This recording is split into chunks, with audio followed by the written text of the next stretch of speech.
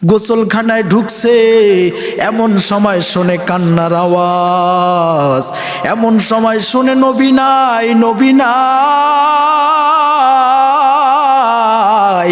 হানজালা গোসলখানায় না ঢুকে তরবারি হাতে নিয়া আমার কাছে বিদায় নিয়ে যুদ্ধের ময়দানে অংশগ্রহণ করেছে গো নবী। ওগো পয়গম্বর, তাকে গোসল করাইয়া আপনি দাফন করে দেন। হানজালা বিবির কাছে গিয়া বলে, ও প্রাণের স্ত্রী আমার, আমি তো যুদ্ধের ময়দানে চলে যাব, মায়ার নবী নাকি নাই। ওই বেঈমানের গোষ্ঠীরা ঘোষণা করেছে নবী নাই, নবী নাই। আমি হানজালা বেঁচে থেকে কি লাভ হবে? হানজালা এইবার যুদ্ধের ময়দানে চলে গেছে।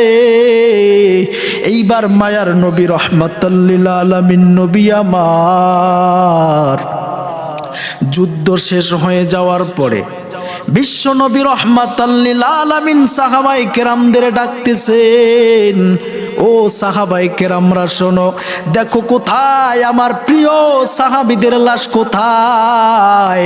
লাশগুলা বিনা গোসলে দাফন করে দাও।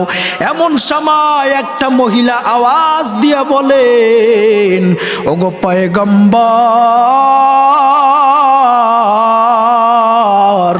সবার গোসল, বিনা গোসলে আপনি দাফন দেন, কোনো সমস্যা নাই। আমার প্রাণের স্বামী হানজালাকে আপনি বিনা গোসলে দাফন করবেন না গো নবী, তার উপর গোসল ফরজ হয়ে গেছে।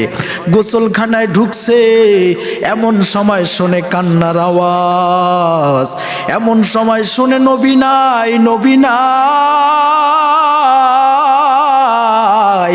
হানজালা গোসলখানায় না ঢুকে তরবারি হাতে নিয়া আমার কাছে বিদায় নিয়ে যুদ্ধের ময়দানে অংশগ্রহণ করেছে গো নবী। ওগো পয়গম্বর,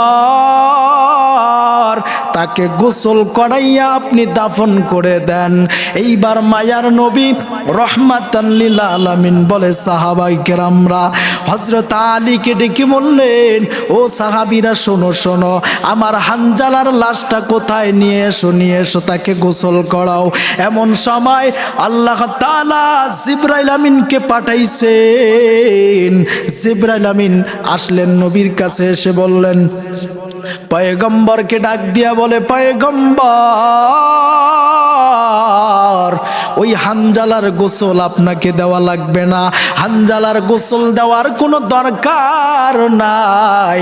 হানজালার গোসল হয়ে গেছে জান্নাতের মধ্যে হাউজে কাউসারের পানি দিয়া। ফেরেশতারা হানজালার গোসল দিয়া জান্নাতের মেহমান বানায় দিছে। জোরে বলেন মারহাবা।